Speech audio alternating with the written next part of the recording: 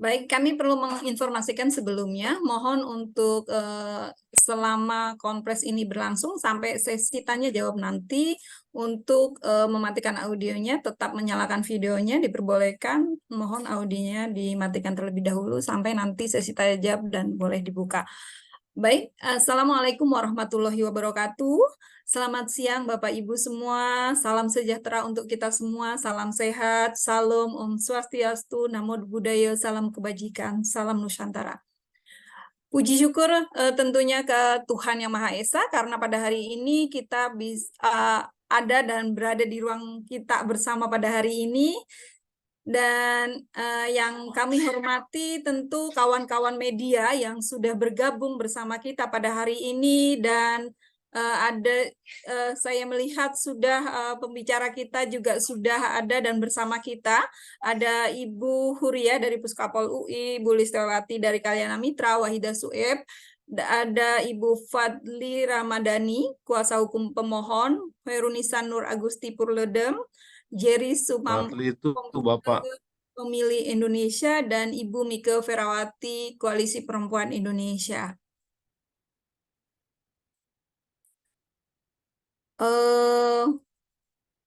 Pada hari ini kita semua sudah menerima ya putusan MA, tentu waktu itu sudah disampaikan pada 29 Agustus 2023. Nah, waktu itu masyarakat sipil tentunya ada Perludem, ada Koalisi Perempuan Indonesia, ada Pak Hadar Nafis Gume, ada Ibu Titi, ada Ibu Wahida Sueb yang melakukan pengajuan JR. Nah, pada tanggal 29 Agustus 2023 putusan tersebut sudah kita terima dan putusan tersebut mengabulkan terhadap gugatan pasal 8 ayat 2 PKPU 10 tahun 2023 terkait 30% keterwakilan perempuan. Lalu pada Jumat kemarin Mahkamah Agung sudah mempublikasikan putusan tersebut dan memerintahkan kepada KPU untuk mencabut pasal 8 ayat 2 PKPU 10 2023 yang juga sudah ini bertentangan ya dengan undang-undang. Namun sampai saat ini kita juga belum melihat adanya itikat baik dari KPU untuk merevisi pasal tersebut yang sudah jelas-jelas dinyatakan bertentangan dengan undang-undang. Bagaimana KPU menjamin ataupun memberikan jaminan hak politik bagi perempuan. Ini kita belum melihat itikat baiknya dari mereka ya, dari KPU ini. Lalu kita jadi bertanya-tanya ada apa nih? Kenapa sampai saat ini kita belum melihat itu merevisinya, sedangkan di Mahkamah Agung sendiri sudah menyatakan itu diterima. Baik Bapak Ibu semua, kita pada hari ini kita akan mendengarkan juga bagaimana tanggapan dari para pengaju, tentunya para pemohon dan dari masyarakat sipil semua. Di sini saya juga melihat tadi ada Bapak Bapak Arief Budiman, mantan KPU RI ya. Terima kasih Bapak Arief. Terus ada Ibu Intan Bedias dari Infit ya. Saya tidak akan berlama-lama. Semoga kita akan bisa mendengarkan dan saya akan memberikan waktunya tidak lama memang. Paling lama 5 menit, mohon bisa diterima dengan baik. Dan perkenalkan sebelumnya saya Eka Ernawati dari Koalisi Perempuan Indonesia yang juga akan memandu acara ini sampai selesai nanti. Baik, kita akan mendengarkan terlebih dahulu tanggapan dan atau dari masyarakat sipil, tentunya juga dari para pemohon kita. Yang pertama saya akan memberikan waktunya kepada Ibu Mike Ferawati Tangka selaku Sekjen Koalisi Perempuan Indonesia. Kepada beliau dipersilakan. Terima kasih Eka atas waktunya. Assalamualaikum warahmatullahi wabarakatuh. Salam sehat untuk kita semua dan juga salam Nusantara untuk kita semua.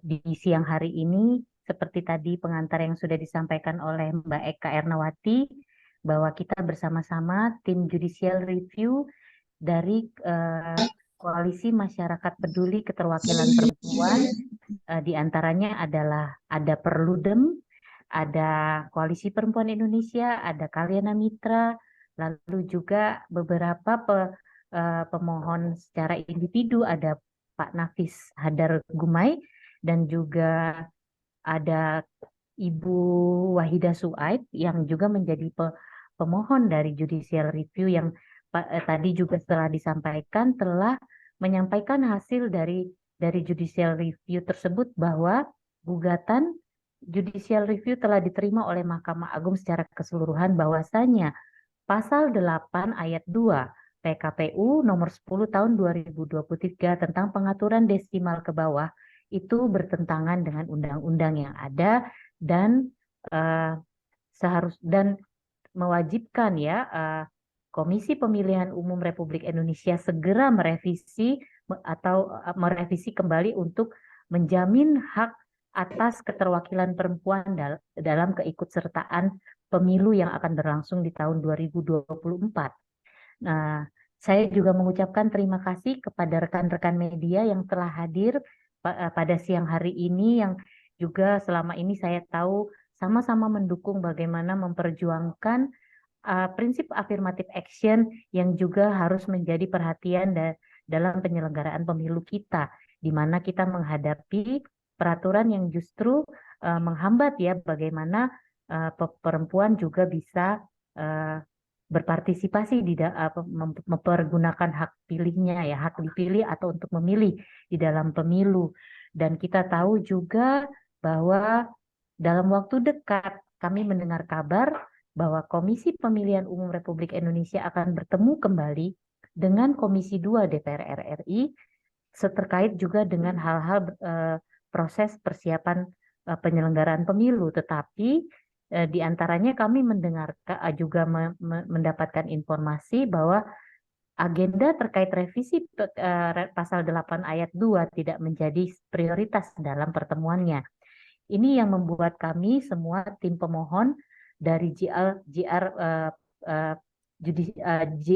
ke Mahkamah Agung terkait dengan PKPU 10 2023 pasal 8 ayat 2 menggelar konferensi pers ini untuk memberikan informasi juga kepada kawan-kawan media bahwa ada hal yang sebenarnya harus menjadi perhatian oleh KPU RI terkait dengan putusan MA yang sebenarnya sudah menjadi kekuatan hukum atau kekuatan untuk melakukan revisi. Tetapi kita belum melihat ada itikat yang positif untuk mengembalikan bagaimana pengaturan desimal pembulatan ke bawah itu bisa dirubah seperti itu. Dan ini yang menyebabkan kita juga merasa bahwa KPU RI tidak melihat ini sebagai sesuatu yang memang harus menjadi tugas penting yang dilakukan sebagai penyelenggara pemilu, yaitu menjamin setiap orang atau menjamin masyarakat terutama perempuan ketika mereka juga harus berpartisipasi menggunakan hak politiknya di dalam pemilu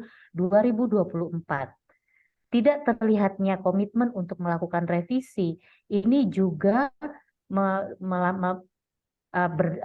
berdasarkan catatan Koalisi Perempuan Indonesia adalah sebuah sikap yang mencederai perjuangan yang sebenarnya juga ini merupakan bagian yang juga dikerjakan oleh kawan-kawan yang saat ini menjadi komisioner di Komisi Pemilihan Umum ya, bahwa persoalan pembulatan desimal ke bawah ini bukan hanya persoalan yang bertumpu kepada perhitungan matematika semata, tetapi ini adalah prinsip afirmatif yang harus dipenuhi dan harus dijamin oleh KPU sebagai penyelenggara pemilu.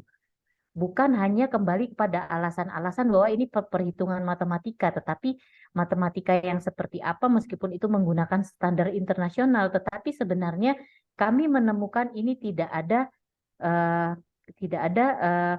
ketersambungannya dengan apa yang harus dipastikan oleh lembaga penyelenggara pemilu yaitu KPU RI untuk menjamin bahwa perempuan tetap bisa menggunakan hak politiknya dan memastikan setiap partai politik memenuhi angka kritis 30% ya, atau minimal 30% keterwakilan perempuan dalam setiap daerah pemilihannya. Dan ini sebenarnya dalam beberapa analisis yang dilakukan oleh kawan-kawan dalam koalisi peduli keterwakilan perempuan, bahwa dari perhitungan yang sudah ada yang diperoleh bahwa di tingkat nasional saja pemenuhan 30% ini belum lagi tercapai.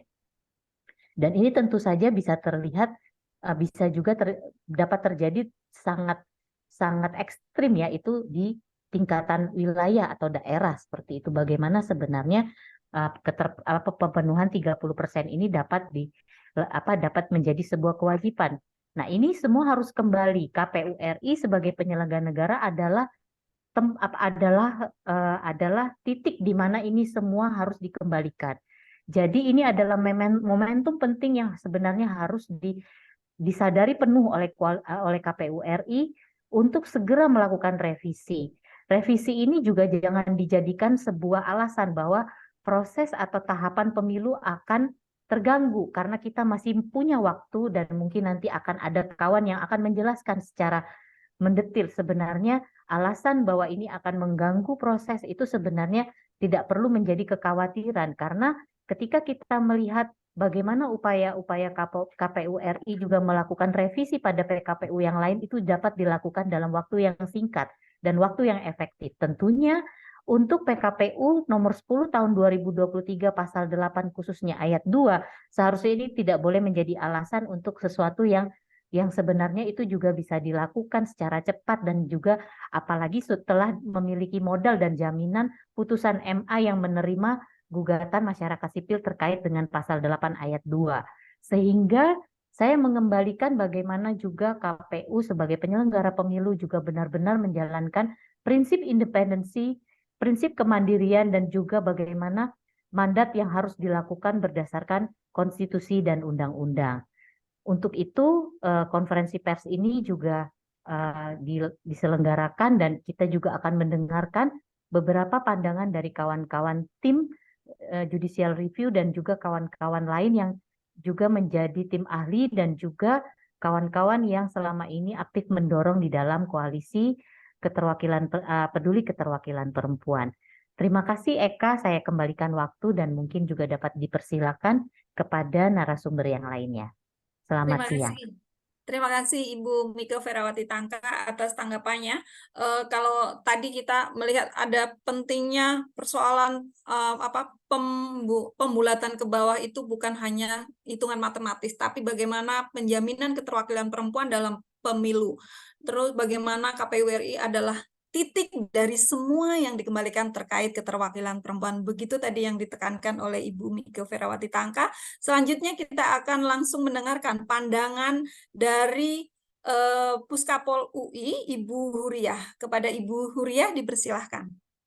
Ya, terima kasih Mbak Eka. Selamat siang teman-teman semuanya, baik teman-teman jejaring Koalisi Kawal Keterwakilan Politik Perempuan, kemudian juga teman media ya, dan semua yang hadir di dalam ruang Zoom. Saya kira tadi yang disampaikan oleh Mbak Mika sudah jelas ya, bahwa pesan yang disampaikan oleh masyarakat sipil adalah desakan agar KPU RI segera merealisasikan putusan MA. Kalau kita flashback lagi gitu ya ke belakang, kami ya teman-teman masyarakat sipil semuanya kan sudah menempuh berbagai cara sebenarnya gitu ya untuk memperjuangkan komitmen nasional yang sudah kita sepakati sejak tahun 2004 lalu berkaitan dengan kuota keterwakilan politik perempuan di dalam pencalonan anggota legislatif gitu ya. Komitmen yang didasarkan pada Undang-Undang Dasar 45 dan juga Undang-Undang Pemilu. Tetapi komitmen ini kemudian dilanggar gitu oleh KPU RI dengan membuat PKPU yang menihilkan gitu ya spirit dan cita-cita di balik mengapa kebijakan afirmasi untuk keterwakilan politik perempuan diterapkan. Teman-teman, desakan yang ingin kita sampaikan pada hari ini ya bukan hanya semata-mata bahwa secara legal formal gitu putusan MA sudah keluar, tetapi kita perlu melihat gitu ya bagaimana efek dan juga dampak yang jauh lebih berbahaya sebenarnya gitu ya kalau KPU mengabaikan ya putusan MA yang mewajibkan KPU kembali menerapkan kebijakan kuota keterwakilan perempuan. Selama kita menerapkan kebijakan kuota sejak tahun 2004 sampai sekarang, ya kita bahkan sudah menghadapi situasi di mana komitmen politik nasional ini ternyata belum sejalan gitu ya dengan komitmen partai politik untuk betul-betul mempromosikan keterwakilan politik perempuan. Kita bisa lihat teman-teman dari pemilu ke pemilu jumlah caleg yang diusulkan oleh partai politik itu selalu melebihi 30% teman-teman. Artinya secara praksis sebenarnya tidak ada alasan apapun yang bisa menjustifikasi gitu ya bahwa partai kesulitan mencari perempuan. Beberapa partai termasuk partai baru misalnya bahkan mencalonkan caleg perempuan itu lebih dari 50% teman-teman. Di tahun 2019 lalu misalnya ada partai yang mencalonkan perempuan itu 56%. Selebihnya rata-rata di antara 40 sampai 48%. Itu untuk partai-partai baru.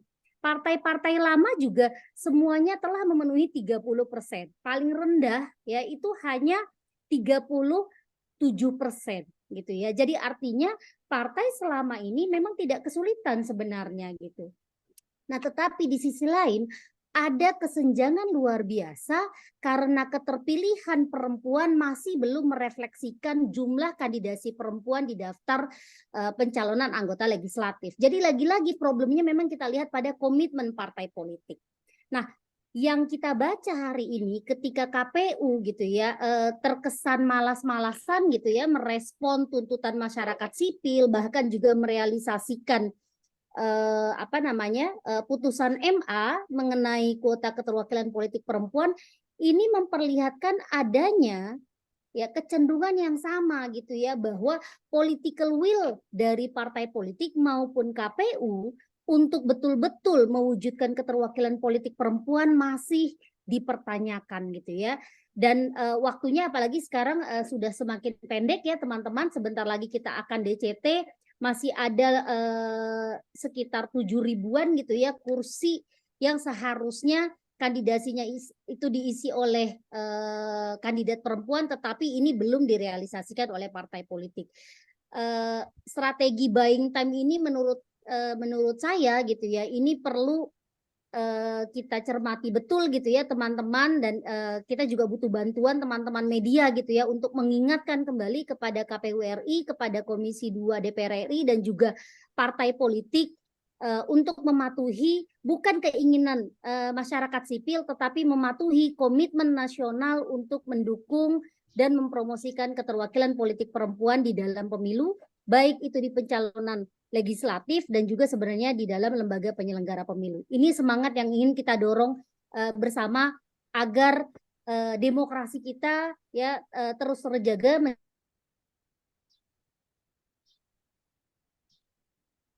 Mohon maaf Ibu suaranya menghilang. Terima kasih. Oh, baik. Apa saya mungkin yang suaranya menghilang. Terima kasih Ibu Huriah atas tanggapannya tadi. Kalau saya boleh mencatat tadi ada ya, poin penting yang disampaikan Ibu Huriah bahwa ada efek dan dampak yang lebih berbahaya jika KPU mengabaikan putusan MA terkait keterwakilan perempuan. Dan masih tadi disampaikan juga ada 7.000-an kursi yang harusnya bisa diisi oleh kandidat perempuan yang belum diisi oleh partai politik.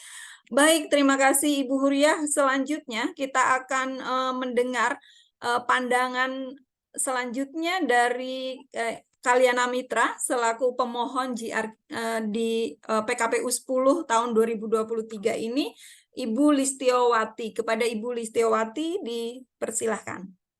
Terima kasih Mbak Eka. Assalamualaikum warahmatullahi wabarakatuh. Selamat siang, salam sehat untuk semuanya. Terima kasih teman-teman, jurnalis dan juga teman-teman masyarakat sipil, teman-teman lain yang hadir di dalam ruangan Zoom ini. Ya, menyambung apa yang disampaikan oleh Mbak Mike, Mbak Eka dan juga Mbak Huriah. Jadi persoalan 30%.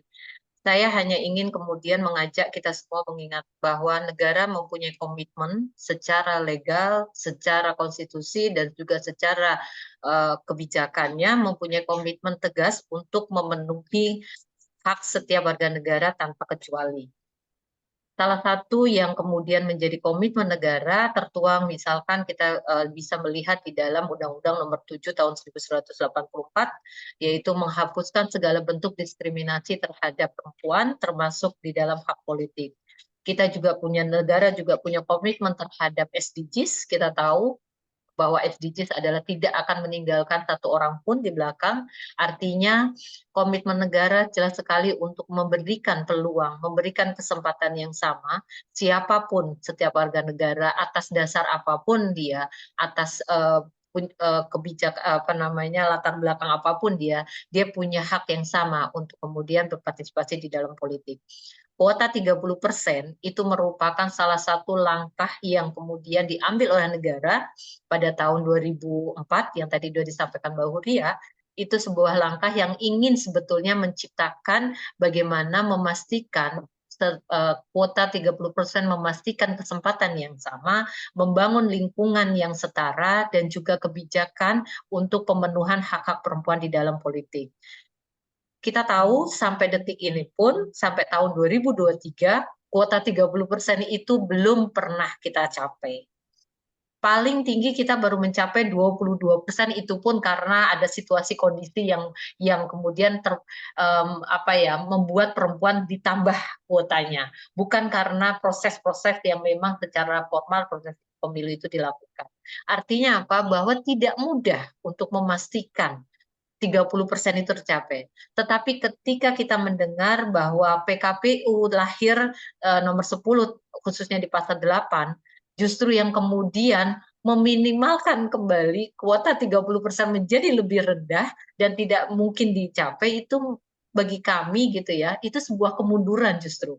Kemunduran komitmen kita mengingkari apa yang sudah menjadi janji dan komitmen negara kita baik di tingkat nasional maupun internasional. Itu tidak mudah, sehingga saya dan teman-teman yang tergabung di dalam koalisi masyarakat ini, terutama lembaga-lembaga, dan saya yakin masih banyak teman-teman lembaga masyarakat sipil lain yang juga mempunyai suara yang sama, bahwa penting untuk kemudian KPU sebagai salah satu penyelenggara pemilu itu betul-betul juga punya komitmen, karena mereka juga wakil negara. Mereka adalah perwakilan negara, sehingga ketika negara secara jelas berkomitmen untuk memenuhi itu, memenuhi kuota 30%, maka KPU sebagai bagian dari negara juga punya kewajiban itu.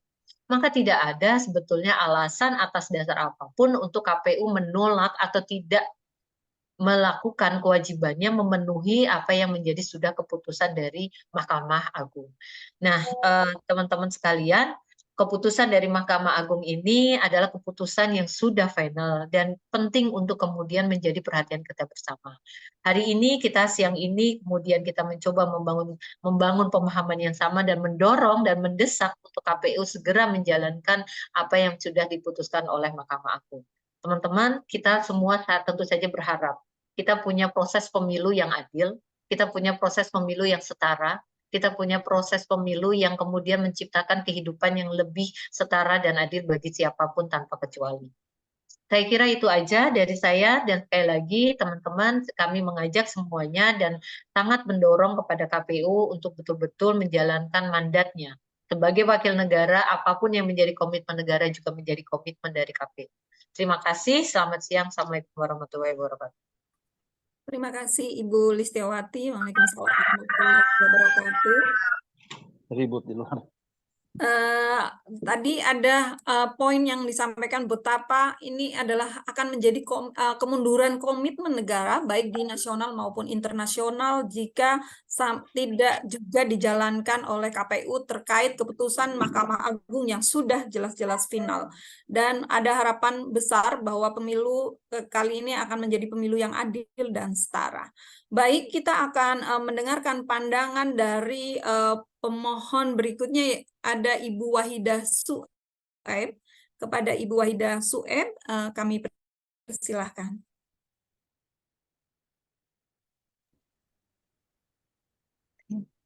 Assalamualaikum warahmatullahi wabarakatuh. Salam sehat untuk kita semua. Yang saya hormati rekan-rekan media, terima kasih atas kehadirannya. Rekan-rekan seperjuangan, semua yang hadir di sini dan juga rekan moderator. Gitu. Menyambung apa yang disampaikan oleh Mbak Mike, Mbak Lilis, dengan Mbak Huria tadi, pasca keluarnya putusan MA yang memang secara jelas menyatakan bahwa peraturan KPU nomor 10 pasal 8 ayat 2 dinyatakan tidak berlaku sepanjang tidak dimaknai dalam konteks pembulatan ke atas gitu ya, dan kemudian memerintahkan KPU untuk membatalkan keberlakuan pasal 8 ayat 2 tersebut. Ini sebuah instruksi menurut saya dari MA yang memang wajib ditindaklanjuti. Wajib ditindaklanjuti oleh KPU karena KPU adalah pelaksana undang-undang. Yang kami judicial review itu kan adalah peraturan KPU yang kita yakini bertentangan dengan undang-undang, yang kemudian oleh MK menegaskan bahwa memang ini bertentangan dengan undang-undang.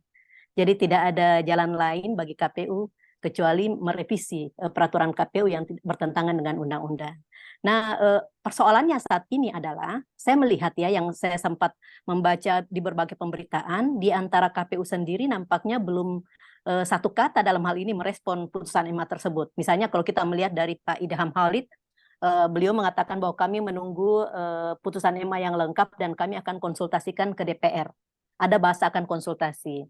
Kalau Pak Apip yang merupakan koordinator revisi hukum mengatakan kami akan merevisi PKPU apabila telah kami terima putusan tersebut dan kami akan revisi sesuai dengan materi PKPU tersebut.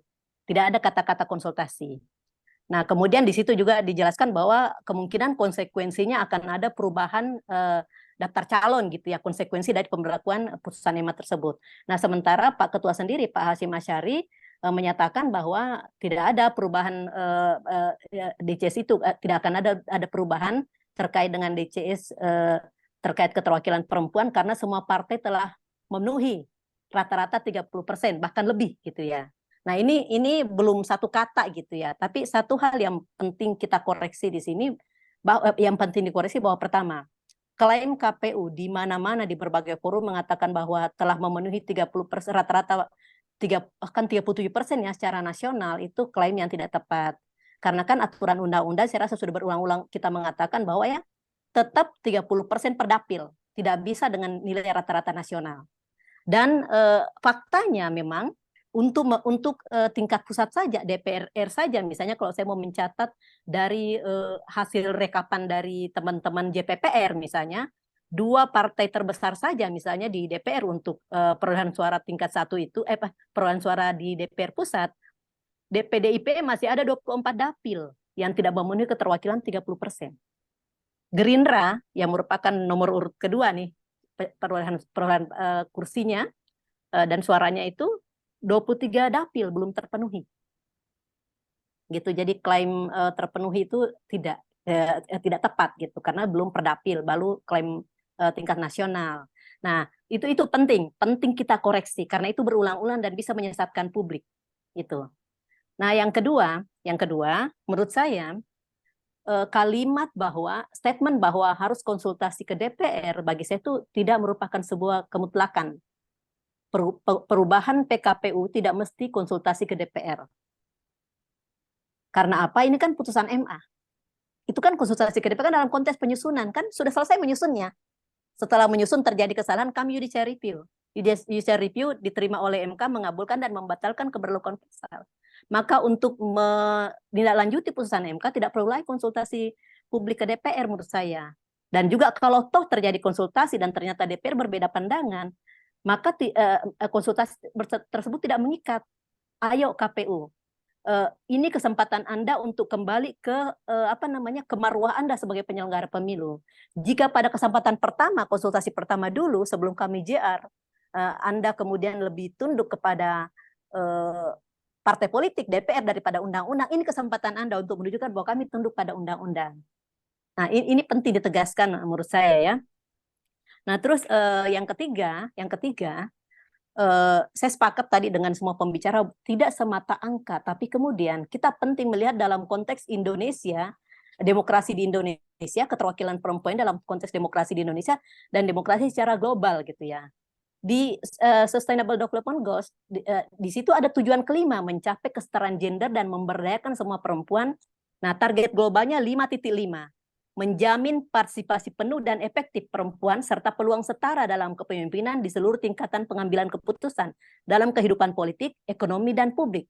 Yang mana poin 5.5 ini indikatornya jelas sangat terkait dengan pemberlakuan kembali pasal ini. Di sana disebutkan bahwa indikator nasionalnya adalah proporsi kursi perempuan di parlemen nasional. Dan yang kedua, proporsi kursi di parlemen tingkat lokal. Jadi jangan sampai misalnya KPU tanda kutip bandel lagi dalam hal ini, tidak menuruti putusan MK, berakibat pada gagalnya Indonesia mengejar pencapaian SDGs di mana sebenarnya telah ada kemajuan pada periode-periode sebelumnya. Nah, itu ya. Nah, terus yang ketiga bagi saya gini. Ini ruangnya kan masih DCS. Tanggal 3 November penetapan DCT, masih panjang waktu untuk partai politik memperbaiki. Dan yang penting, yang perlu kita ingat bahwa bunyi pasal 245 itu kan jelas mengatakan bahwa daftar calon yang dimaksud pada pasal 243 adalah memuat 30% minimal paling sedikit 30% perempuan di setiap dapil. Dapil kan diatur pada ada kata memuat. Kalau udah kata memuat itu kan sebenarnya wajib ya. Karena sampai di bawah 30%, berarti kan tidak memuat 30%. Maka memang ini mau tak mau memang harus dipenuhi. Tidak ada lagi alasan bagi partai dan KPU berkelit. Ini harus KPU tegas merevisi PKPU, kemudian tegas. Nah, jangan hanya merevisi PKPU nanti, KPU ini jangan hanya merevisi ya, tapi kemudian menegaskan bahwa ini harus diimplementasikan oleh partai politik. Dan juga penting kita ingatkan Bawaslu, agar Bawaslu mengawasi implementasi dari perubahan PKPU nanti. Nah, terus yang terakhir yang ingin saya sampaikan bahwa persoalan ini menjadi perhatian besar banyak pihak ya. Kami misalnya setiap kami ke daerah, keliling itu banyak sekali loh pihak-pihak yang menanyakan tentang tindak lanjut KPU ini. Bukan hanya orang yang concern pada pemilu yang menanyakan, tapi memang ternyata masyarakat publik sudah teredukasi melalui pemberitaan media tentang ini. Jadi itu harus diperhatikan oleh KPU dan Bawaslu gitu. Itu dari saya. Assalamualaikum warahmatullahi wabarakatuh. Waalaikumsalam warahmatullahi wabarakatuh. Terima kasih Ibu Wahidah Sueb atas tanggapannya. Tadi ada poin satu juga Mas, tambahan satu lagi. Jangan lupa juga Indonesia itu salah satu champion dari 10 negara dengan ini ya, sebagai untuk penerapan gender equality. Planet 50-50 gitu ya. Jangan sampai juga PKPU ini menggagalkan pencapaian Indonesia sebagai salah satu dari 10 negara, bersama 10 negara sebagai champion penerapan Planet 50-50, Gender Equality Planet 50-50 gitu. Itu. Ya, baik. Itu tadi poin-poin yang disampaikan oleh Ibu Wahidah juga, bagaimana ini adalah akan menjadi kesempatan yang sangat penting mengembalikan KPU untuk bahwa mereka tunduk pada undang-undang. Baik, kita akan mendengarkan kembali pandangan dari kuasa hukum pemohon, yaitu Koalisi Masyarakat Peduli Keterwakilan Perempuan. Ada Mas Fadli Ramadhani. Saya betul menyebutnya ya, Mas atau Ibu. Baik, kepada beliau kami persilahkan. Mohon waktunya ya. Mas, 5 menit ya Mas ya. Ya, makasih Mbak.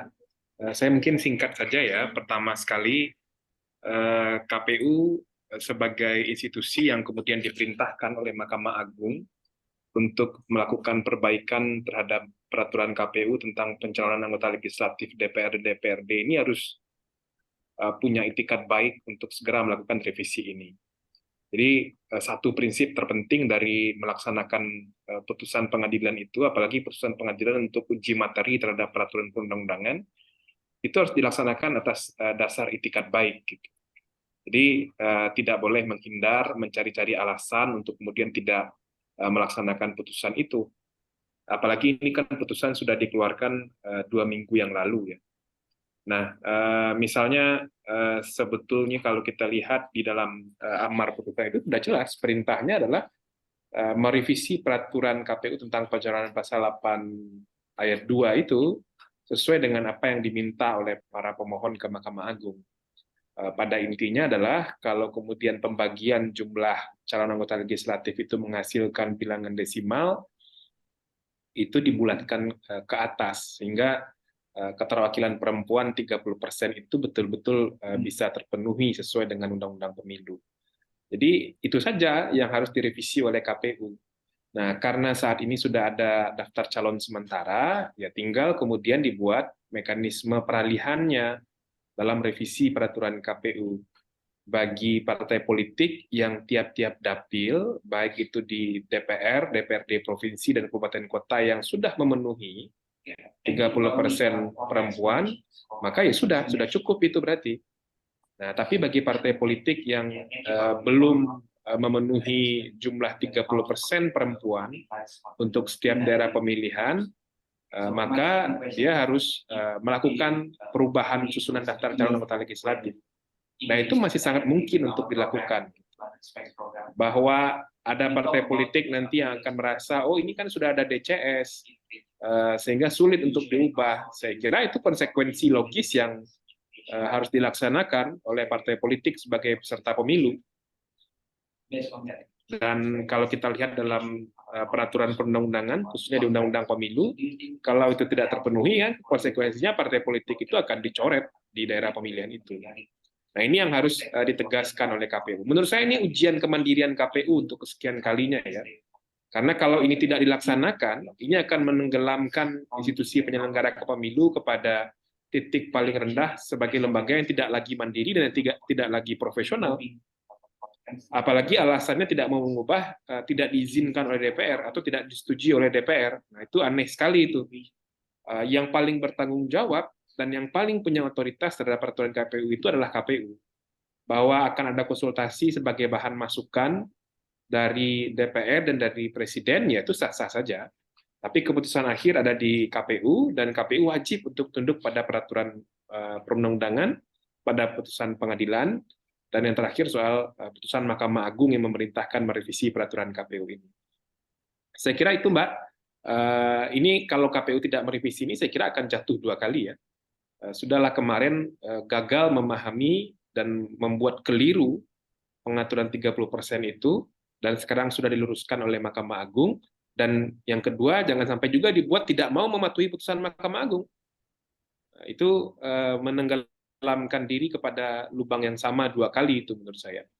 Jadi ini dampaknya juga akan sangat panjang. Kalau KPU tidak mematuhi putusan Mahkamah Agung ini, jangan difikirkan dampaknya hanya di pencalonan saja. Ini akan berdampak kepada hasil pemilu, karena daftar calon anggota legislatif tidak disusun sesuai dengan peraturan perundang-undangan, apalagi sudah diperintahkan oleh pengadilan, oleh Mahkamah Agung untuk diperbaiki. Oke. Saya kira itu, Mbak. Terima kasih. Selamat siang. Assalamualaikum warahmatullahi wabarakatuh. Terima kasih Mas Fadil Ramadhani selaku kuasa hukum pemohon dari Koalisi Masyarakat Peduli Keterwakilan Perempuan. Beliau tadi menyampaikan bahwa harus punya itikat baik melaksanakan putusan Mahkamah Agung, dan ini adalah jadi hal ujian kemandirian KPU. Bagaimana KPU wajib pada sesuai peraturan perundang-undangan. Baik, terima kasih Mas Fadli. Kita akan melanjutkan pandangan dari Perludem Ibu Hoirunisa Nur Agustiati. Kepada beliau dipersilahkan. Baik, suara saya terdengar Mbak Eka? Terdengar jelas, Mbak. Ya, baik. Terima kasih. Selamat siang rekan-rekan semuanya. Terima kasih sudah menghadiri konferensi pers yang hari ini. Saya menekankan kembali ya yang tadi sudah disampaikan oleh rekan-rekan narasumber yang lainnya, bahwa kami di Koalisi Masyarakat Sipil Peduli Keterwakilan Perempuan sebetulnya upayanya tidak berhenti sampai kami kemarin melakukan uji materi ke Mahkamah Agung begitu ya. Jadi kalau boleh agak flashback sedikit ke belakang, kan memang kami di Koalisi Masyarakat Sipil ini sudah melakukan serangkaian advokasi ya untuk mengupayakan agar KPU mau merevisi gitu ya. Di awalnya tentu kami juga tidak ingin gitu ya melakukan uji materi ke Mahkamah Agung, tapi ternyata KPU pada waktu itu yang menyatakan akan melakukan revisi, ternyata tidak direvisi sehingga kami melakukan uji materi ini. Nah, setelah uji materi ini dikabulkan oleh Mahkamah Agung beberapa waktu yang lalu, tentu kami juga bersama-sama mengawal KPU untuk menindaklanjuti dari putusan Mahkamah Agung ini, karena seperti tadi yang sudah disampaikan oleh narasumber-narasumber sebelumnya bahwa putusan pengadilan itu harus dijalankan, apalagi putusan Mahkamah Agung ini sifatnya final dan mengikat. Dan kalau kita baca dari putusan ini itu jelas sekali sebetulnya terang benderang dan sebetulnya tidak perlu ada tafsir yang lain lagi bahwa PKPU pasal yang diatur dalam PKPU itu terkait dengan pembulatan ke bawah itu ya bertentangan dengan Undang-Undang Pemilu. Dalam permohonan ini juga Mahkamah Agung dalam pertimbangan hukumnya mengatakan merujuk pada SIDO gitu ya misalnya, atau dengan upaya-upaya kebijakan afirmasi yang lainnya, sehingga sebetulnya tidak perlu ada tafsir yang lain. Misalnya soal tafsir, oh yang penting sudah memenuhi 1 di antara 3. Atau misalnya tafsir-tafsir secara total nasional ini sudah 30% begitu ya, karena tadi sudah disampaikan juga bahwa yang namanya 30% itu di setiap daerah pemilihan. Nah, bukan secara total nasional gitu ya, dan dalam praktik pemilu sebelum-sebelumnya pun sebetulnya partai politik mampu memenuhi kuota 30% itu di setiap daerah pemilihan. Jadi kalau kemudian ada tafsir-tafsir yang lain gitu ya, tadi soal 30% itu dilihat dari total nasional, lalu kemudian mengatakan bahwa yang penting sudah 1 di antara 3 itu sudah perempuan, maka tidak perlu 30% lagi, tentu itu tidak sejalan dengan apa yang menjadi putusan Mahkamah Agung ini. Dan KPU menurut saya ya harus mengubah gitu ya, mengubah PKPU-nya, dan kepada partai politik yang belum memenuhi sampai 30% di daerah pemilihan, menurut saya pun juga tidak perlu merombak daftar calonnya, karena tinggal menambah saja perempuan calonnya, ditambahkan di dapil itu sehingga memenuhi sekurang-kurangnya 30% keterwakilan perempuan di setiap daerah pemilihan. Dan tadi disampaikan juga bahwa kita waktunya masih ada. Ini tidak akan mengganggu tahapan pencalonan, karena kemarin pun yang baru dirilis baru daftar calon sementara, DCT-nya masih nanti gitu ya, sehingga masih ada waktu gitu. Dan ini karena ini hal yang sudah menjadi terang benderang, sudah menjadi putusan pengadilan, kalaupun KPU akan bertemu dengan DPR ataupun pemerintah ya sifatnya pemberitahuan saja, tapi bukan konsultasi lagi gitu, karena ya ini sudah perintah pengadilan yang final dan mengikat gitu ya, sehingga tidak perlu dikonsultasikan lagi. Dan yang perlu menjadi highlight juga bahwa putusan dari Mahkamah Agung ini berlakunya ya untuk pemilu 2024 gitu ya. Jadi bukan kemudian berlakunya untuk pemilu setelahnya gitu ya, tapi langsung berlaku untuk pemilu 2024. Bagaimanapun juga ini adalah dorongan gitu ya, upaya afirmasi.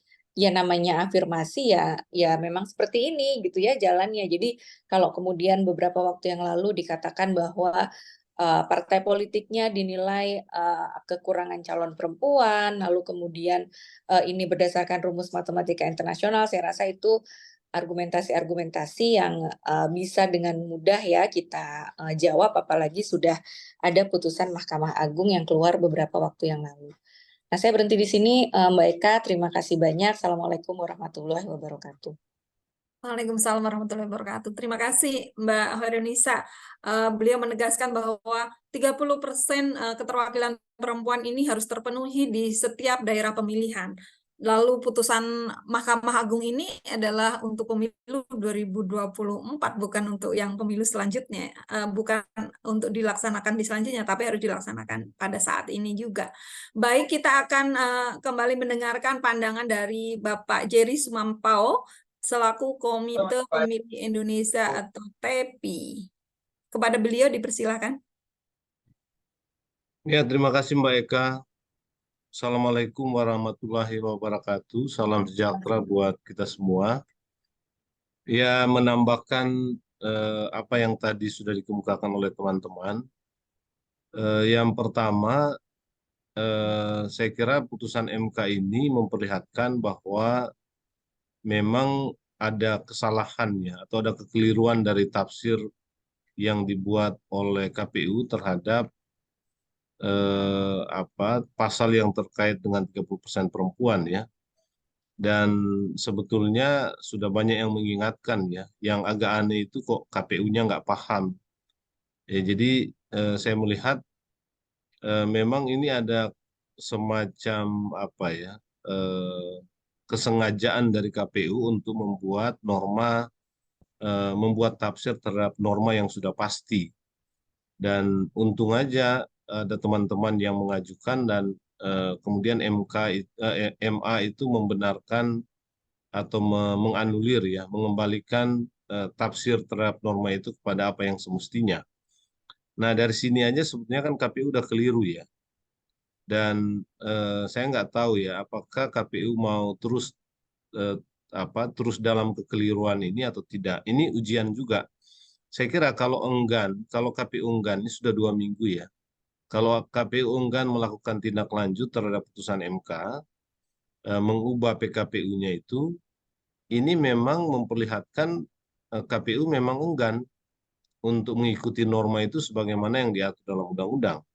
Gitu ya, karena di undang-undang itu kan jelas, yang pasti itu harus 30%. Karena itu PKPU itu harus mengatur kepastian 30% itu. Nggak boleh ada tafsir ke bawah, ke atas, ke bawah itu kan penyesatan logika normanya, dan itu yang dilakukan KPU selama ini. Jadi bagi saya tafsir KPU itu penyesatan logika dari norma, karena yang harus dipastikan di sana itu adalah 30% keterwakilan perempuan. Itu prinsip paling utama. Kalau baca undang-undangnya jelas kok itu. Itu orang anak SMA aja paham bahwa 30% itu harus pasti. Tapi KPU kan membuat itu menjadi tidak pasti gitu ya, dengan alasan yang dibuat-buat menurut saya. Jadi ya putusan MA ini mestinya menyelamatkan KPU dari cara menjalankan undang-undang pemilu yang keliru. Ya, karena itu saya kira tidak ada alasan bagi KPU untuk tidak melakukan putusan itu. Ya, tapi ini memang lagi-lagi soal niat ya. Tadi Fadli mengemukakan kalau KPU memang nggak punya niat, bisa saja ini diulur-ulur. Gitu. Kalau itu kan kita sudah baca niat itu sejak awal ya. Gitu. Kalau lihat waktu teman-teman memberi masukan, KPU menerima masukannya, tapi kemudian ketika DPR-nya mengatakan tidak, itu KPU oke-oke aja, kayak nggak ada pendapat untuk membela itu. Kan di situ kita bisa mengukur sebetulnya tingkat keseriusan KPU terhadap 30% perempuan atau tidak. Makanya kita bertanya-tanya, ada apa ini dengan KPU? Itu ada yang nggak beres sebetulnya dari cara KPU menafsir undang-undang, gitu ya, karena ditafsir sesuai dengan selera selera yang order. Nah, ini kan repot gitu ya. Nah, jadi saya kira putusan MK ini nggak perlu lagi ditafsir oleh KPU. Gitu, apalagi kan begini ya. Kalau mau negosiasi itu terkait dengan konsultasi, itu norma yang sudah pasti itu tidak bisa dinegosiasikan. Gitu ya. Apalagi kalau negosiasinya itu menegasikan norma. Gitu kan normanya jelas kok. 30% perempuan itu harus pasti. Gitu ya. Karena itu nggak ada istilah pembulatan ke atas ke bawah. Apa urusannya pembulatan ke atas ke bawah? Kalau pembulatan itu tidak memenuhi 30%, itu berarti keliru dong. Kan normanya jelas gitu, dan normanya simple sederhana. Teman-teman di KPU pun itu bukan penyelenggara pemilu baru gitu, yang baru belajar undang-undang pemilu gitu ya, atau yang baru belajar pemilu gitu. Sejak lalu mereka sudah menjadi penyelenggara pemilu, sudah menjadi pegiat pemilu, dan sudah tahu bahwa tafsir itu memang begitu sejak dulu dan dilakukan diikuti oleh partai politik. Kenapa sekarang buat tafsir yang berbeda terhadap norma ini? Ini kan yang kita pertanyakan ya. Memang saya kira ada yang nggak beres di KPU, dan ini harus terus kita kawal dan kritisi ya. Sejak awal itu sudah terlihat. Gitu. Jadi KPU ini jangan cari sesuatu yang malah membuat tahapan-tahapan pemilu sedikit terganggu dan terhambat gitu ya. Kan apa yang sekarang terjadi ini jadinya menghambat tahapan pemilu.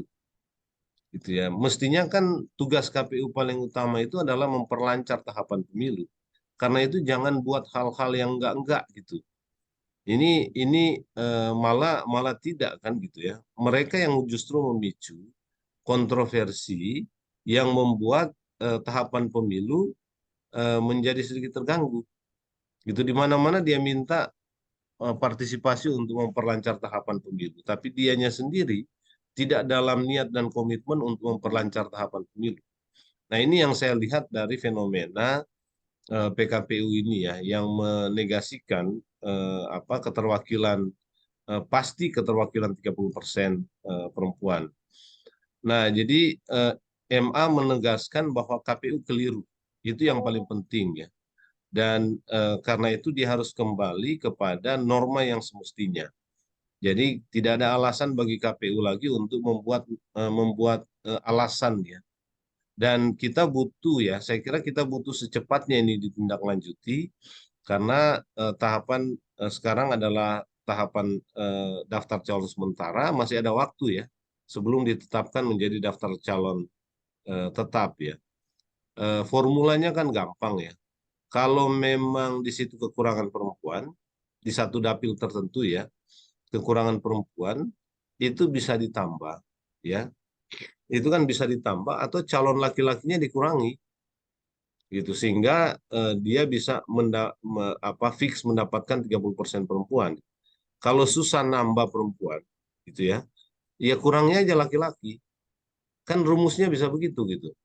Jadi jangan juga memaksa untuk calon perempuan ini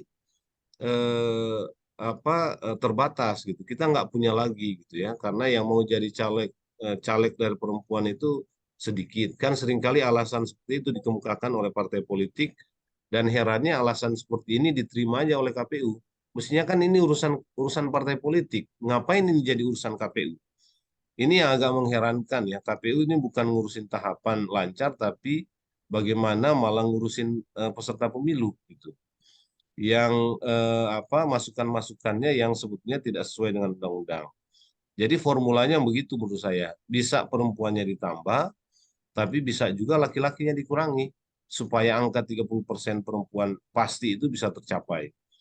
Nah, itu yang pertama. Yang kedua, Mbak, saya kira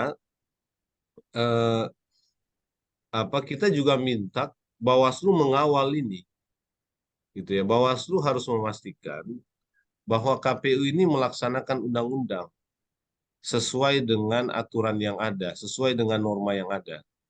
Nah, norma tentang keterwakilan 30% perempuan ini kan sudah ditegaskan lagi oleh putusan MA. Jadi Bawaslu nggak boleh diam-diam juga nih. Gitu ya, juga Bawaslu tuh harus juga memastikan bahwa putusan MA ini dilaksanakan oleh KPU. Gitu ya. Jangan dia nunggu dilaporkan dulu baru dia bertindak gitu, sebagaimana yang selama ini kita lihat gitu ya. Justru kalau KPU-nya pasif, Bawaslu-nya harus lebih aktif untuk memastikan bahwa putusan Mahkamah Agung ini betul-betul dilaksanakan oleh KPU. Nah, apalagi waktunya sekarang kan berjalan terus, tinggal kira-kira sebulan kurang sebelum penetapan daftar calon tetap. Nah, artinya urgensi waktu ini juga harus dipahami tidak hanya oleh KPU tapi juga oleh Bawaslu. Gitu, karena itu ya kita ingin memastikan dan mendorong Bawaslu untuk mengingatkan KPU menjalankan putusan Mahkamah Agung ya.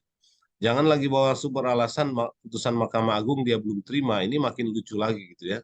KPU kan kemarin sempat juga begitu ya. Jadi ini penyelenggara pemilu ini suka bikin lucu-lucu ini, yang buat kita ini makin gemes saja ngelihat mereka ini bisa nggak sih lakukan tahapan pemilu, paham nggak sih mereka dengan undang-undang atau tidak gitu ya. Kita ragu tapi kita tahu mereka paham juga gitu ya. Karena itu kita tahu bahwa ada intervensi kuat di belakangnya yang membuat menekan mereka tidak bisa berkutik gitu.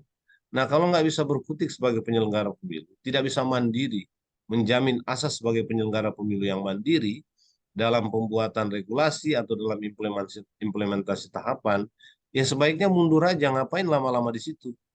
Kan gitu. Kita capek gitu, dan pemilih dan masyarakat juga capek ngikutin sikap dan perilaku penyelenggara pemilu yang malah menegasikan norma hanya karena tekanan-tekanan politik tertentu gitu. Ini kan menunjukkan bahwa ada ketidakmampuan sebetulnya menghadapi dinamika politik yang terjadi di belakang mereka gitu ya. Nah, ini yang kedua ya. Yang ketiga saya kira untuk memastikan bahwa putusan Mahkamah Agung ini dilakukan, mungkin perlu juga kita rame-rame datang ke kalau ke KPU kan sudah percuma ya, karena sudah dilakukan dulu, lalu mereka malah mengatakan DPR maunya begini gitu ya, dan tidak ada pembelaan apapun gitu ya. Padahal norma itu kan dibuat oleh DPR, mestinya DPR lebih paham tentang norma itu. Tapi kemudian DPR mengatakan begitu, mereka pun tidak bertahan tentang norma dan argumentasi serta apa yang mereka buat ya, tapi menerima begitu saja. Jadi memang KPU ini lebih pasrah ya. Jadi pasrah terhadap apa yang diinginkan oleh DPR. Bahkan kalau apa yang diinginkan DPR itu membuat mereka sulit dan tahapan pemilu itu bisa mengalami gangguan ya. Dia terima-terima aja gitu. Jadi bayangkan aja kepasrahan KPU sekarang ini. Nah, karena itu menurut saya sebaiknya teman-teman kita laporkan ini juga ke Bawaslu, untuk Bawaslu melakukan dorongan ya, atau melakukan tekanan kepada KPU, memastikan bahwa putusan Mahkamah Agung terkait dengan 30% perempuan ini melakukan perubahan PKPU-nya itu segera ditindaklanjuti. Gitu. Jadi ini perlu juga ya supaya lembaga penyelenggara pemilu ini memang bekerja sesuai dengan aturan, sesuai dengan apa yang semestinya mereka kerjakan, memastikan pemilu kita ini berjalan sesuai dengan prinsip-prinsip pemilu dan aturan yang ada gitu. Jadi Bawaslu juga jangan diam-diam aja terkait dengan 30% perempuan ya, tapi salah satunya kan mengawasi apakah kerja KPU itu sudah sesuai dengan undang-undang atau tidak. Apakah Mohon maaf Pak Jerry, boleh dipersingkat? Ya, saya sudah selesai gitu Oh, ya. Dan ada kemungkinan juga kalau memang diinginkan ya KPU dan Bawaslu kalau dia agak pasif terhadap terhadap tugasnya, ya kita membuat laporan ke DKPP gitu. Jadi langkah-langkah seperti ini memang akhirnya harus kita ambil ya. Karena KPU itu bekerja dan Bawaslu seringkali bekerja tidak dalam niat yang baik memastikan pemilu berjalan sesuai dengan prinsip dan aturan yang ada. Saya berhenti di sini. Terima kasih Mbak Eka. Mohon maaf kalau agak panjang. Terima kasih Bapak Jerry atas pandangannya, dan beliau tadi menyampaikan bahwa ada unsur kesengajaan dari KPU dan bagaimana ini menjadi penyesatan logika norma ya atas keterwakilan perempuan. Dan formulanya gampang tadi yang beliau sampaikan bahwa perempuan perlu ditambah atau laki-laki aja yang dikurangi, jadinya terpenuhi. Baik, terima kasih Bapak Jerry. Dan saya melihat ada Bapak Arif Budiman, peneliti senior Negrit, ada Ibu Intan Bedisa dari Infit, ada Ibu Valentina Sagala, tim ahli hukum Koalisi Masyarakat Peduli Keterwakilan Perempuan, dan ada Bapak Abdul Ghaffar Karim dosen senior FISIP UGM. Mohon izin kalau Bapak Ibu yang tadi saya sebutkan berkenan memberikan pandangannya, kami akan memberikan waktu mungkin 3 menit ya masing-masing untuk menyampaikan pandangan. Kami persilahkan untuk yang pertama, saya akan mempersilahkan Bapak Arief Budiman selaku peneliti senior Negrit. Apakah masih bergabung bersama kami, Bapak Arief Budiman? Kita harus lihat ya. Halo, ya Mbak Eka. Tapi tidak. saya mohon maaf, saya lagi bersamaan dengan meeting yang lain. Oh, Jadi baik, mungkin baik. teman-teman lebih dulu aja ya. Yuk. Oh, baik. Oke, makasih Mbak. Ya. Baik, terima kasih Bapak Arief. Saya kalau begitu saya akan memanggil Ibu Intan Bedisa dari Infit. Apakah masih bergabung bersama saya, Ibu? Kami persilahkan. Halo, masih bergabung dan mengikuti, tapi tanpa memperpanjang waktu. Saya rasa Infit itu satu paham dan satu perjuangan dengan teman-teman yang tadi juga sudah mengutarakan. Sehingga silahkan bisa dilanjut. Oh, baik. Baik, terima kasih Ibu Intan Bedisa. Baik, apakah Ibu Valentina Segala masih juga bergabung bersama kami? Apakah berkenan menyampaikan pandangannya? Halo Mbak Valen. Baik, mungkin ini ya, beliau sedang ada hal lain. Saya akan memanggil Bapak Abdul Ghafar Karim selaku dosen senior FISIP UGM. Apakah juga berkenan memberikan pandangannya pada hari ini? Ini Pak Gafar udah live deh. Oh, Barusan live. Ibu Valentina Sagala baru bergabung bersama kita ini. Halo Ibu Valen.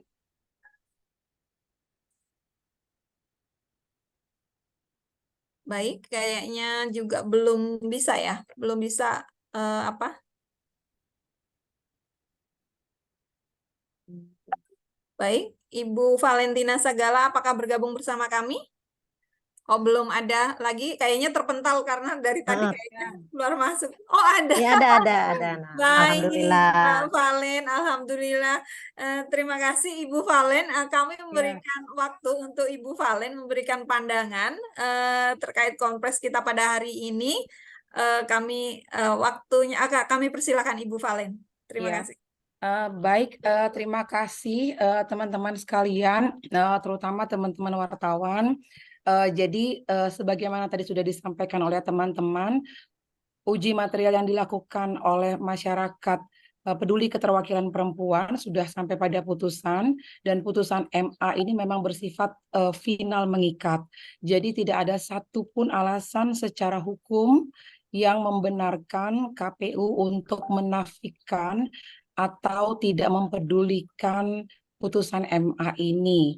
Karena itu sebagaimana disampaikan tadi dan juga secara teknis ya, secara praktis sudah disampaikan solusi-solusi yang jelas bisa dilakukan oleh KPU untuk memastikan terlaksananya undang-undang pemilu yang memastikan ada 30% keterwakilan perempuan. Ini harus dilakukan dengan segera untuk penyelenggaraan pemilu 2024. Bagaimanapun juga keberadaan KPU dalam konteks hukum adalah lembaga penyelenggara pemilu yang juga sebagaimana lembaga-lembaga lainnya harus tunduk kepada semua putusan dari MA. Jadi dengan demikian tidak ada satupun alasan bagi KPU untuk menunda-nunda, apalagi tadi sudah dijelaskan oleh teman-teman akan ada pertemuan segera. Putusan MK sebelumnya juga sudah menunjukkan bahwa dalam hal pengambilan keputusan termasuk pembuatan atau penyusunan dan penetapan peraturan KPU sifat konsultatif dengan DPR itu tidak kemudian menafikan ketertundukan KPU terhadap undang-undang, demikian juga dengan putusan-putusan MA. Jadi kalaupun ada pertemuan, semestinya pertemuan itu sifatnya adalah pemberitahuan yang mana seharusnya dalam konteks hukum DPR pun pastilah harus patuh terhadap putusan MA ini. Jadi tidak dapat, saya pikir kita semua secara hukum tidak dapat menerima alasan apapun jika kemudian KPU masih menunda-nunda kepastian untuk memastikan agar keterwakilan perempuan bisa 30% tanpa ada lagi pembulatan ke atas atau pembulatan ke bawah, karena memang sudah jelas semua seharusnya adalah pembulatan ke atas bagaimana dalam putusan MA itu sangat jelas sekali disampaikan. Mungkin itu yang ingin saya tambahkan, karena ini adalah putusan final dan mengikat, maka sudah jelas KPU, demikian juga saya pikir DPR harus tunduk terhadap proses ini, dan KPU semestinya memang secara mandiri dan independen menepati apa yang disampaikan dalam putusan MA. Itu yang saya pikir sangat mendesak saat ini, agar pemilu 2024 sungguh-sungguh berjalan sesuai dengan Undang-Undang Pemilu. Demikian mungkin Mbak Eka, tambahannya saja. Terima kasih. Terima kasih Ibu Valen, selaku tim ahli hukum Koalisi Masyarakat Peduli Keterwakilan Perempuan. Beliau tadi juga menegaskan bahwa putusan MA ini sudah final ya, dan mengikat. Walaupun ada pertemuan kembali dengan DPR, itu tidak ada alasan untuk tidak melaksanakan putusan Mahkamah Agung dilaksanakan. Baik, kami juga tadi melihat ada Ibu Evi Novida Ginting, apakah juga berkenan menyampaikan pandangannya? Mungkin ini akan menjadi pandangan terakhir dari Bapak Ibu semua yang ada di sini, sebelum kita lanjutkan ke sesi tanya jawab kepada para media. Apakah Ibu Evi Novida Ginting berkenan?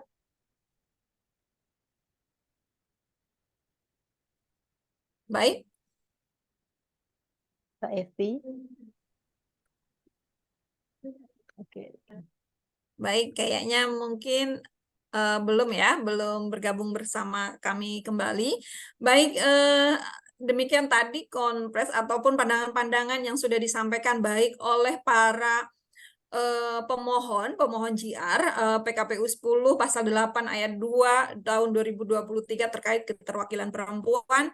Maka kami saat ini kita akan membuka sesi tanya jawab kepada para awak media, kawan-kawan media.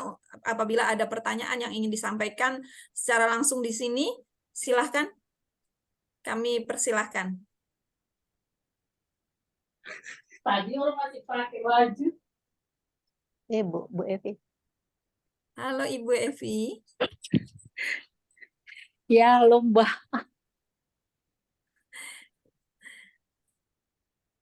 Baik, apakah Iya, akan Mbak. ya? Mungkin saya off kamera ya. Ya, silakan. Ya, terima kasih karena saya diberikan kesempatan ya. Tapi juga saya ingin mengucapkan terima kasih kepada masyarakat sipil ya yang telah melakukan GR terhadap afirmasi ya keterwakilan perempuan yang dituangkan dalam pasal 8 ya PKPU 10 yang kemudian telah berhasil ya mengembalikan nomenklaturnya itu kembali kepada sebagaimana di pemilu 2019, dan tentunya ini merupakan satu hal yang patutlah dicermati dan dipahami oleh KPU bahwa kita ini harus terus maju untuk meningkatkan keterwakilan perempuan, dan tentunya tidak mencari alasan lagi dalam tidak mau melaksanakan apa yang sudah diputuskan oleh Mahkamah Agung. Nah, tentunya ini menjadi satu hal yang sangat penting, mengingat tahapan sudah berjalan ya, sudah sampai DCS dan sebentar lagi akan masuk kepada proses DCT ya. Dan ini tentunya menjadi satu momentum bagi KPU untuk bisa melakukan koreksi terhadap apa yang sudah dilakukan ya, dengan memperbaiki daftar calon ya DCS-nya untuk bisa ditetapkan menjadi DCT. Dan tentunya kalau dari pengalaman ini sebenarnya kalau apa yang sudah pernah dilakukan oleh KPU, kalau ada perubahan yang didasarkan pada putusan pengadilan ya baik itu MK maupun MA, kita melakukan revisi secara langsung, menuangkan dalam peraturan KPU-nya, kemudian draftnya dikirimkan kepada DPR. sebagai pemberitahuan dan kemudian langsung meminta waktu untuk dilakukan pembahasan untuk menyampaikan hal terkait dengan perubahan tersebut. Jadi sebenarnya tidak terlalu sulit juga bagi KPU untuk bisa menindaklanjuti dari putusan Mahkamah Agung ini. Dan tentunya sangat bijak bagi KPU ya, apabila putusan ini segera dilaksanakan sehingga ini kan bukan hanya DPR nih ya, dapilnya ya, sehingga teman-teman di daerah juga bisa melakukan perbaikan segera ya, sehingga mereka punya pedoman yang bisa dijalankan dalam rangka untuk menindaklanjuti putusan Mahkamah Agung ini. Nah, agar semuanya melaksanakannya secara tidak ada multitafsir ataupun tidak ada perbedaan-perbedaan. Nah, ini kan sedang ditunggu nih sebenarnya di daerah-daerah ya, di kabupaten kota, di provinsi, bagaimana tindak lanjut dari KPU terhadap putusan Mahkamah Agung ini. Saya pikir itu saja, mudah-mudahan cara kita mendorong agar ini bisa segera dilaksanakan tentu menjadi satu hal yang sangat penting. Apakah itu kita menyampaikan kepada Bawaslu ataupun juga bisa jangan putus asa untuk bisa berjumpa kembali dengan KPU-nya untuk mengingatkan bahwa ini sudah ada supaya tidak ada excuse lagi di dalam menjalankan putusan Mahkamah Agung ini. Itu saja Mbak, semangat semuanya, kita masih diberi harapan ya, diberi harapan dengan putusan ini dan tentunya ke depan mudah-mudahan akan lebih baik. Terima kasih. Terima kasih Ibu Evi Novida Ginting. Baik, saya juga kami tadi melihat ada Mas Haikal ya dari Pusako Unan. Apakah juga berkenan memberikan pandangannya? Sebelum saya akan membuka sesi tanya jawab kepada kawan-kawan media. Halo Mas Haikal. Halo Mbak, kalau dari izin saya untuk tidak membuka kamera ya, karena sedang ada kegiatan lain juga. Ya, kalau dari Pusako sepertinya tadi sudah mengikuti apa yang disampaikan oleh Bapak Ibu sebelumnya dan kami rasa sudah cukup jelas apa yang menjadi suatu kewajiban bagi KPU untuk mengikuti putusan dari MA ini dan kami menuntut secepat mungkin untuk kemudian melakukan pembahasan terkait dengan PKPU ini untuk dirubah dan mungkin dan kita juga mengingatkan bahwa kami juga sedang menunggu ya jadwal sidang untuk laporan yang kita sampaikan kemarin kepada DKPP yang juga terkait dengan PKPU nomor 10 tepatnya pasal 8 ayat 2 ini dan nanti kita akan lihat bagaimana ke depannya untuk dari laporan dengan DKPP ini sembari juga kami menunggu bagaimana respon dari KPU untuk merubah PKPU nomor 10 tahun 2023 ini. Mungkin itu saja Mbak karena tadi sudah dengan panjang dan cukup jelas disampaikan oleh pemapar-pemapar sebelumnya. Baik, terima kasih Mas Haikal dari Pusako Unan. Baik, Bapak Ibu semua, kami akan membuka sesi tanya jawabnya. Kalau boleh saya rangkum mungkin ya, sebetulnya kita semua sedang menunggu KPU melaksanakan apa yang sudah diputuskan oleh Mahkamah Agung terkait PKPU 10 pasal 8 ayat 2 tentang keterwakilan perempuan. Dan senada juga dengan yang sudah disampaikan Ibu Evi tadi bahwa kita harus maju untuk meningkatkan keterwakilan perempuan. Baik, Bapak, Ibu semua dan Kakak semua, kami akan membuka sesi tanya jawabnya. Apakah kawan-kawan media jika ingin mengajukan pertanyaan boleh langsung membuka mikrofonnya ataupun boleh raise hand. Silakan.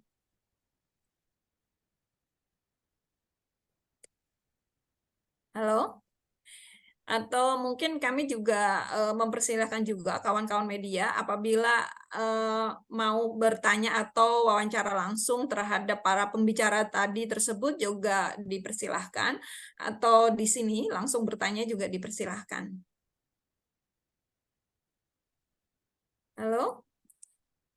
Apakah ada yang berkenan? Karena tadi kami juga tadi mendapatkan info ada beberapa kawan media yang offline ya, menyaksikan offline secara bersama-sama, maksudnya menyaksikan konferensi pers pada hari ini. Terima kasih atas waktunya. Saya mempersilahkan apabila ada pertanyaan. Jika tidak, halo?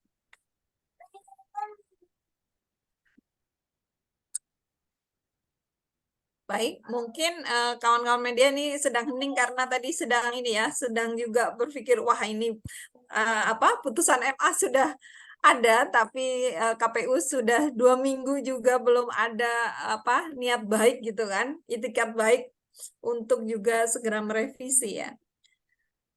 Ataukah juga sedang tertegun di situ, sama dengan saya juga di sini. Baik, jika tidak ada, mungkin saya hanya akan memberi waktunya mungkin saya akan memberi waktu kepada kawan-kawan juga yang akan mungkin bisa diwakili tadi, karena tadi juga ada, tapi tadi juga sudah disampaikan oleh Mas Haikal ya, bahwa kawan-kawan juga sedang mengajukan atau melaporkan ke DKPP terkait hal yang sama. Mungkin ada juga yang mau menyampaikan itu atau menyampaikan penutup pada hari ini. Silakan. Tambahan aja Mbak Eka. Nah, silakan Mbak. Mungkin saya ingin menambahkan terkait dengan ini ya, peran Bawaslu di sini ya.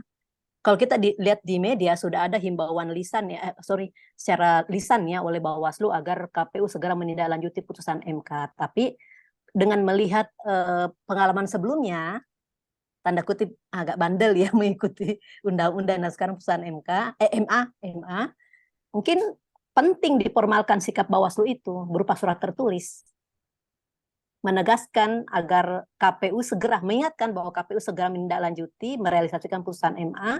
Kemudian karena semakin cepat KPU mengubah PKPU-nya dan kemudian menginstruksikan partai untuk segera memperbaiki daftar calon yang belum cukup 30%, akan semakin ada waktu untuk partai bergerak. Itu satu. Nah, terus yang kedua, menyambung dari apa yang disampaikan oleh Mas Fadli tadi, bahwa apabila KPU tidak menindaklanjuti putusan MA ini, dampaknya itu bisa panjang. Saya ingin menambahkan bahwa bisa saja nanti calon yang kemudian tidak terpilih pada pemilu bisa menjadikan ini materi gugatan ke depan. Bahwa kita melalui proses DCS, DCT yang tidak sesuai undang-undang gitu bisa menjadi materi gugatan bagi pihak-pihak yang tidak terpilih pada pemilu yang akan datang gitu. Nah, ini tambahan aja. Saya menyampaikan ini terkait Bawaslu ini karena saya lihat di sini ada Pak Agung Indra Atmaja ya, beliau salah satu pejabat sekretariat di Bawaslu yang membidangi hukum gitu ya, dan ada beberapa orang lagi tadi. Nah, mohon disampaikan kepada pimpinannya ya Pak Agung ya. Itu. Silakan Pak. Baik, terima kasih Ibu Wahida Sueb atas tadi untuk lebih menegaskan kembali. Baik, apakah saya akan kembali bertanya, apakah kawan-kawan media akan mengajukan pertanyaan kepada para pembicara tersebut? Mungkin saya akan memberi waktu sampai 5 menit begitu.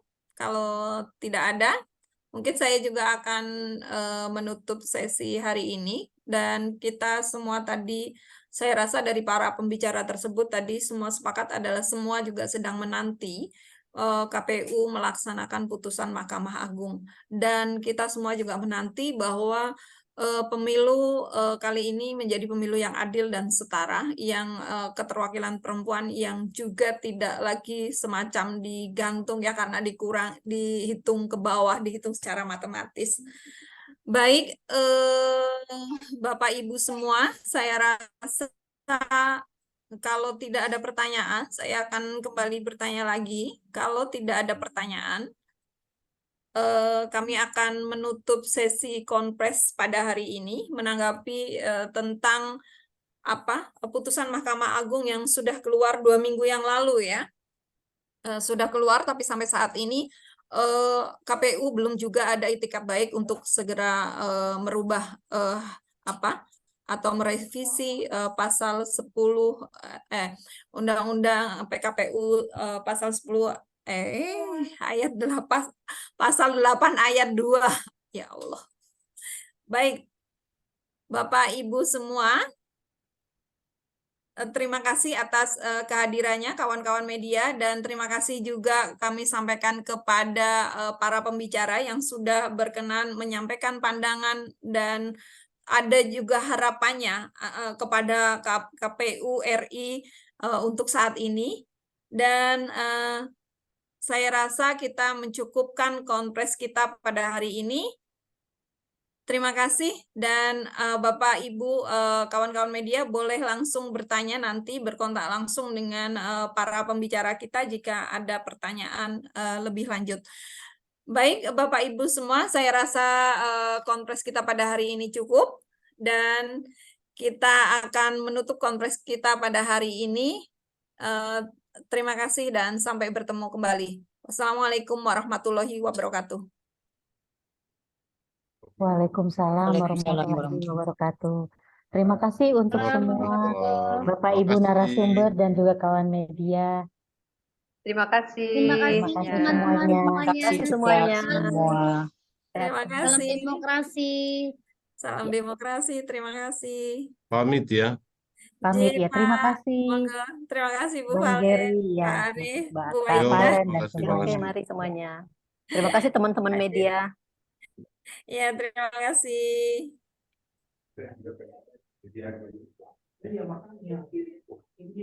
Habis ini diupload saja di YouTube ya, untuk kebutuhan beberapa kawan media yang katanya tadi belum bisa ikut hadir.